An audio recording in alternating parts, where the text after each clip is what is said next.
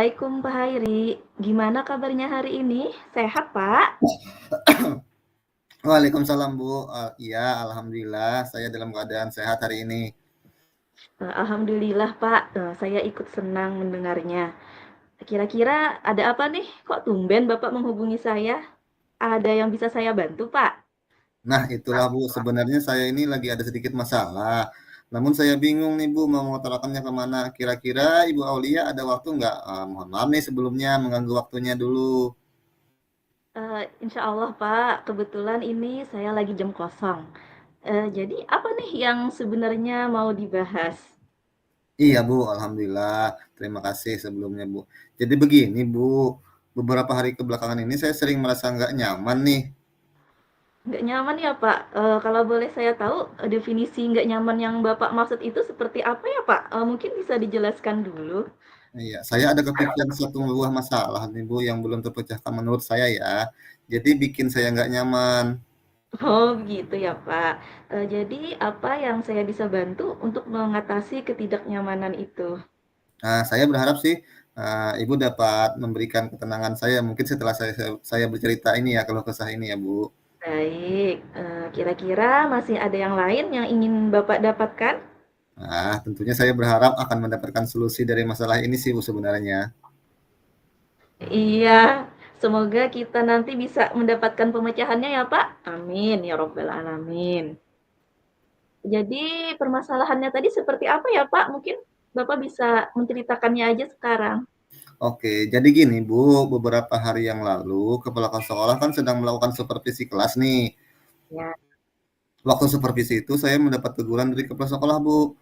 Kalau menurut saya sih sebenarnya itu bukan masalah besar sih, tapi kan ya jadi pikiran juga ini karena terkait pembelajaran. Iya Pak. Boleh diceritakan nggak Pak bentuk tegurannya itu yang seperti apa ya?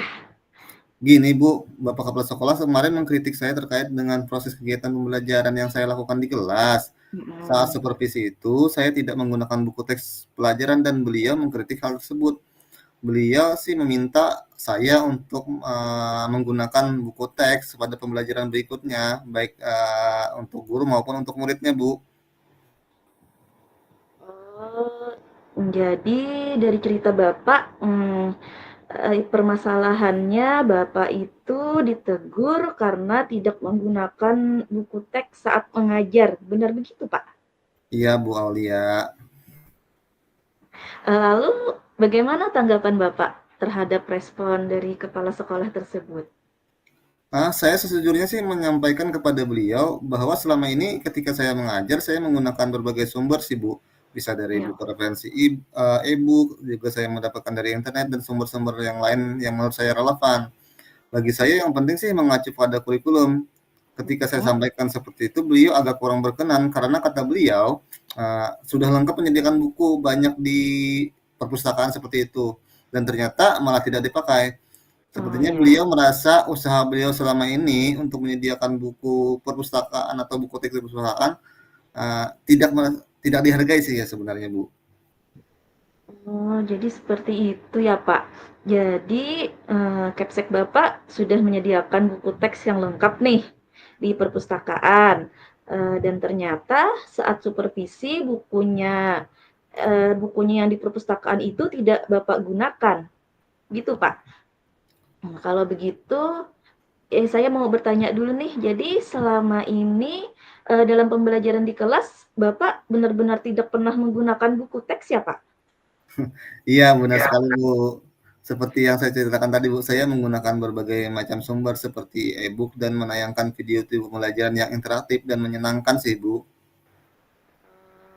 Oke, by the way kalau saya boleh tahu nih, alasannya Pak Hairi tidak menggunakan buku teks itu apa, Pak? Iya, menurut saya sih sumber belajar yang saya gunakan selama ini sudah cukup memudahkan para murid sih, Bu. Murid-murid juga cukup termotivasi untuk belajar dan sejauh ini Mhm. juga masih tetap mengacu pada kurikulum sih sebenarnya. Sebenarnya itu sudah bagus, Pak. Bapak ingin memberikan materi yang sesuai dengan keadaan yang sekarang ya, Pak. Kurikulum merdeka, berarti kan juga ada merdeka mengajar, merdeka juga dalam belajar dan juga tidak terpaku pada satu sumber belajar saja. Kemudian, kalau kita membahas soal output, menurut Bapak, bagaimana hasilnya saat Pak Hairi mengajar menggunakan sumber-sumber belajar yang Bapak sebutkan tadi? Apakah menurut Bapak pembelajaran yang dilakukan sudah berhasil diterapkan di setiap kelas yang Bapak ampu? Mengingat kebutuhan dan gaya belajar murid kan berbeda-beda ya Pak ya?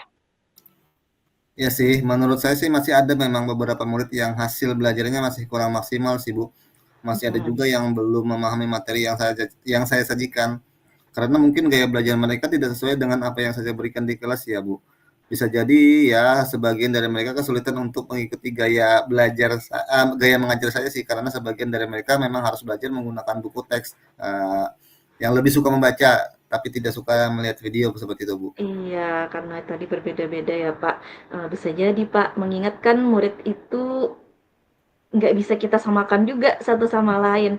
Mungkin yang satu bisa memahami dengan melihat tayangan video atau menggunakan e-book, tapi bisa jadi yang lain kan mereka harus memahami benar-benar nih pada sebuah buku yang ada wujudnya gitu, buku yang dicetak. Jadi kalau menurut Bapak bagaimana nih dengan teguran yang disampaikan kepala sekolah yang Bapak ceritakan di awal tadi? Saya pikir mungkin ada benarnya juga sih Bu, ya apa yang beliau sampaikan, karena apa yang menurut saya baik belum tentu bisa diterima dengan baik juga oleh murid saya Bu sih sebenarnya, seperti itu ya. Iya, Pak. Jadi selanjutnya dari apa yang sudah kita bahas bersama ini, rencana ke depannya Pak Hairi gimana nih, Pak? Mungkin rencana saya dalam waktu Mhm. dekat ini akan memulai kelas, pembelajaran menggunakan buku teks ya dalam kegiatan belajar di kelas.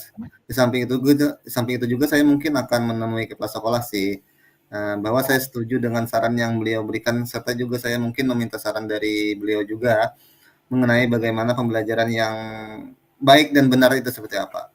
Oke, baiklah kalau begitu. Jadi bagaimana nih dengan proses kegiatan belajar mengajar Bapak selanjutnya? Iya, setelah ini saya akan mulai memakai buku teks untuk salah satu sumber belajar yang saya gunakan dalam mengajar, dan mungkin mengenai sumber-sumber yang saya gunakan juga akan tetap saya gunakan juga. Sehingga mungkin murid-murid juga merasa nyaman karena bukan hanya berdasarkan satu sumber pembelajaran, tapi berbagai macam sumber pembelajaran seperti itu, Bu. Iya, subhanallah luar biasa sekali, Pak. Langkah penyelesaian yang Bapak ambil itu menurut saya sudah bagus dan saya juga setuju dengan ide yang Bapak berikan. Heeh. Wah, alhamdulillah, Bu, syukurlah. Jadi sekarang saya merasa lega karena jujur saya takut salah-salah dalam mengambil langkah dalam menyelesaikan masalah ini, apalagi sudah berurusan dengan atasan kita, takutnya nanti malah tambah parah dan melebar. Iya, Pak, insya Allah tidak tambah parah dan melebar. Alhamdulillah nih, saya juga senang dan bersyukur akhirnya Pak Hairi juga sekarang sudah merasa lega ya, Pak. Terkait yang Bapak rencanakan tadi, yang saya ingin tanyakan, komitmen apa nih yang akan Bapak lakukan untuk menjalankan rencana tersebut? Apakah juga akan Bapak berikan batasan deadline waktunya? Iya baik Bu, mengenai hal itu mungkin secepatnya akan saya eksekusi ya dalam kegiatan tatap muka selanjutnya. Dalam proses kegiatan belajar mengajar saya akan mengacu pada kurikulum, kemudian juga memenuhi saran dari kepala sekolah, ya tentunya menggunakan buku teks dalam pembelajarannya seperti itu Bu. Oke, Pak Hairi. Lalu selanjutnya lagi nih Pak, dukungan apa nih yang kira-kira Pak Hairi butuhkan untuk melaksanakan komitmen Bapak tersebut? Nah, kalau terkait masalah ini juga masih dalam pemikiran sih Bu. Saya akan berusaha mungkin berkomunikasi dengan teman-teman guru serumpun saya, terkait mata pelajaran ini, Mhm. sehingga barangkali kami bisa sama-sama saling mengingatkan, saling berkoordinasi, dan saling berkolaborasi, terkait dengan pembelajaran di kelas ini.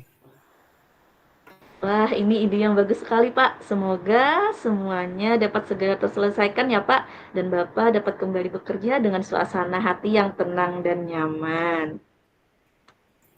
Iya, amin ya rabbal alamin Bu, dan terima kasih banyak Bu atas waktu dan waktunya ini, baik saran-saran maupun masukannya sehingga sekarang saya merasa enakan dan lega.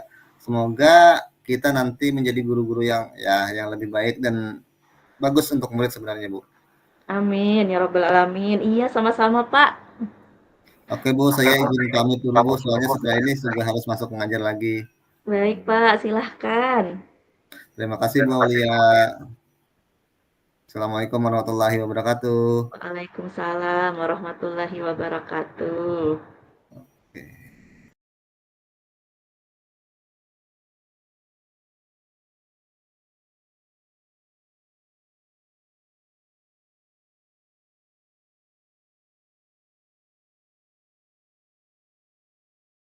Assalamualaikum Bu Aulia, apa kabarnya nih? Waalaikumsalam Pak Hairi. Alhamdulillah sehat walafiat Pak. Alhamdulillah Bu. Ada apa nih? Udah lama loh Ibu nggak ada menghubungi saya. Biasanya kalau Ibu menghubungi saya ini pasti ada masalah yang mau diceritakan ya. Kok tahu Pak? Tapi beneran nih Pak, saya memang lagi ada masalah di kelas dan saya juga bingung mau minta pendapat ke siapa. Akhirnya kepikiran menghubungi Bapak, soalnya kan dulu saat saya punya permasalahan dan saya ceritakan ke Bapak, alhamdulillah solusi dari Bapak bisa saya terapkan Pak. Tapi apa sekarang saya mengganggu nih? Tidak mengganggu sama sekali Bu, santai saja. Kebetulan ini juga sudah selesai juga jadwal mengajarnya. Iya, alhamdulillah. Terima kasih sebelumnya Pak Hairi. Eh, jadi begini Pak, udah 2 minggu ini saya memikirkan masalah ini, tapi kok rasanya buntu gitu. Akhirnya kan karena nggak ada dapat solusinya, tiap ngerjakan sesuatu itu kayak kepikiran mulu dan bikin saya nggak nyaman juga akhirnya. Aduh Bu, kayaknya berat banget nih masalahnya. Jadi apa nih yang Ibu harapkan dari pembicaraan kita hari ini? Eh, tentunya saya berharap bisa menemukan jawaban dan solusi dari masalah yang saya hadapi. Amin, wow ya, semoga saya dapat membantu mencarikan solusi atas masalah yang Ibu hadapi. Jadi permasalahannya seperti apa nih Bu? Bisa diceritakan sekarang mungkin? Bisa, Pak. Oke, jadi gini, Pak. Saya itu kan mengajar di SDLB ya, Pak. Sekarang saya itu mengajar di kelas 6 tunarungu. Jadi saya itu punya satu murid, Pak, yang kayaknya sekolah itu dia nggak ada semangatnya sama sekali gitu loh, Pak. Dia datang ke sekolahan dengan langkah gontai, ekspresinya datar, datang masuk kelas, duduk, dan dia nggak mau ngapa-ngapain. Ketika saya tanya ya dia diam, ketika saya suruh dia mengambil perlengkapan buat belajar dia, ya diam juga nggak mau, pokoknya diam terus. Nggak punya inisiatif gitu loh Pak, kayak teman-temannya yang lain. Itu Pak. Oke, jadi untuk pembicaraan kita hari ini Bu Auli membahas masalah satu murid Ibu yang menurut Ibu ya nggak ada semangat buat belajar ya Bu di kelasnya. Iya Pak, benar sekali. Oke, kalau saya boleh tahu muridnya ini laki-laki atau perempuan Bu? Murid saya ini perempuan Pak. Oke Bu Aulia, sebelum kita mencari solusi atas masalah yang Ibu hadapi ini, kira-kira nih Ibu sudah mencari tahu nggak penyebab anak tersebut seperti tidak semangat belajar seperti itu? Saya itu karena melihat keadaannya dia yang seperti itu ya Pak, saya Hmm. itu sudah pernah bertanya ke ibunya. Jadi, menurut cerita ibunya, anak ini sehabis pulang dari sekolah dia itu main game Pak, di HP, di gadget gitu Pak, dan bisa mainnya itu dari pulang sekolah sampai malam. Jadi anak ini anteng gitu Pak dengan HP-nya, sementara ibunya ya sibuk berjualan juga sambil ngurus adiknya, gitu Pak. Iya ya, gejala anak zaman sekarang ya, yang kita bilang sekarang Gen Z.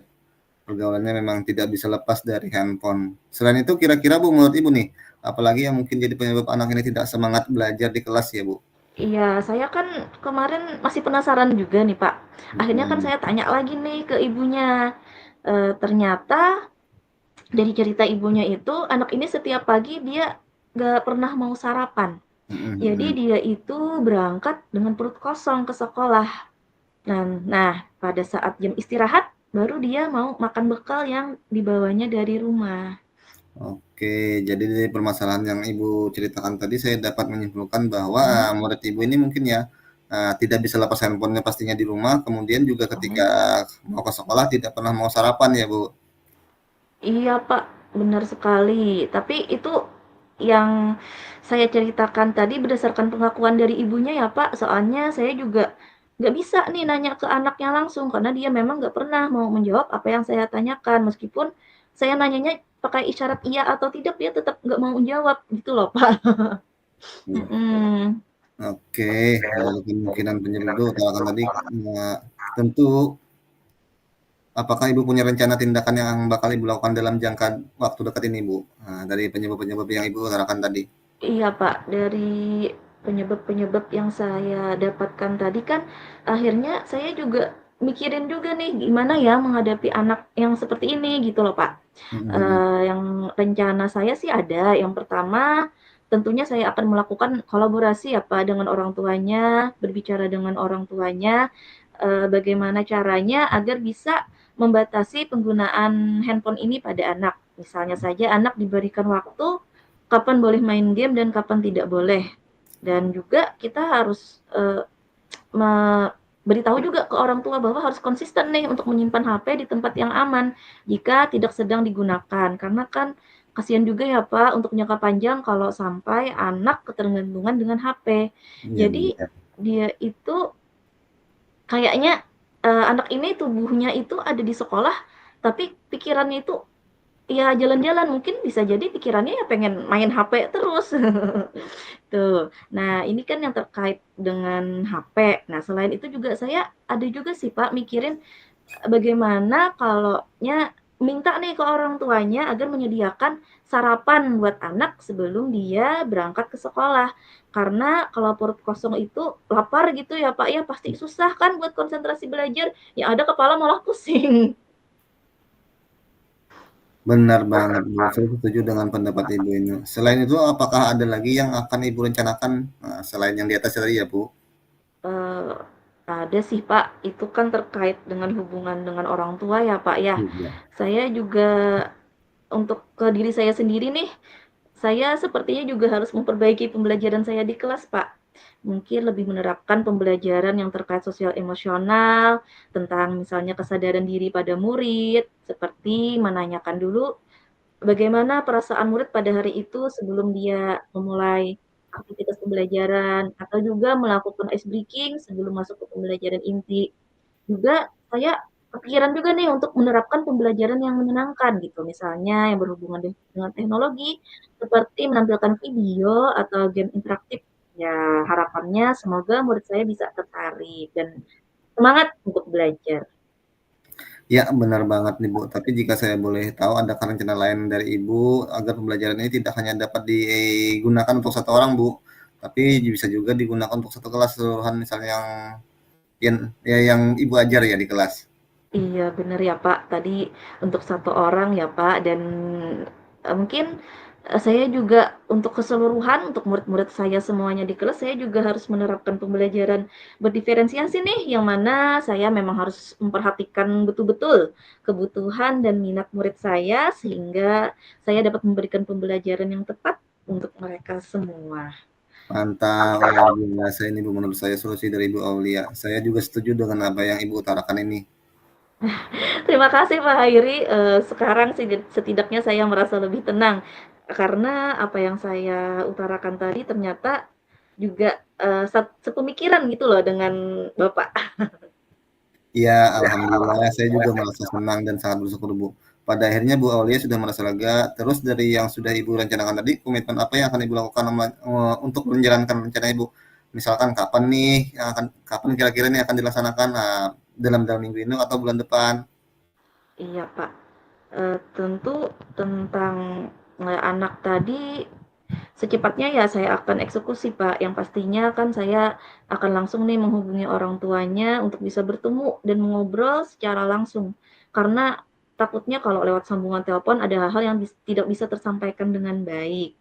Selain itu tentunya juga saya harus melakukan refleksi nih Pak, terkait pembelajaran yang sudah saya lakukan di kelas. Mungkin juga kan selama ini apakah pembelajaran itu sudah bisa mengakomodasi kebutuhan dan minat belajar murid? Itu juga perlu saya tanyakan nih ke diri saya sendiri. Jika belum, insya Allah dalam minggu ini juga saya akan mencoba pembelajaran yang seperti saya sebutkan tadi, pembelajaran berdiferensiasi, agar murid belajar sesuai dengan kebutuhan dan minat yang mereka miliki. Wah, ini ide bagus sekali, Bu. Semoga semuanya dapat segera terselesaikan, dan juga terrealisasi, Bu. Baik untuk Ibu sendiri maupun untuk murid nanti di kelas-kelasnya. Iya Pak, amin. Semoga bisa saya realisasikan secepatnya, Pak. Oke, terima kasih nih, Pak, untuk waktu dan sarannya dari Bapak. Alhamdulillah sekarang ini saya jauh lebih tenang dan bersemangat nih dalam menghadapi murid-murid istimewa saya di kelas. Sama-sama Bu Aulia, senang juga bisa membantu. Iya, saya izin pamit ya, Pak, soalnya setelah ini mau mengajar lagi. Assalamualaikum, Pak Hairi. Waalaikumsalam Bu Aulia.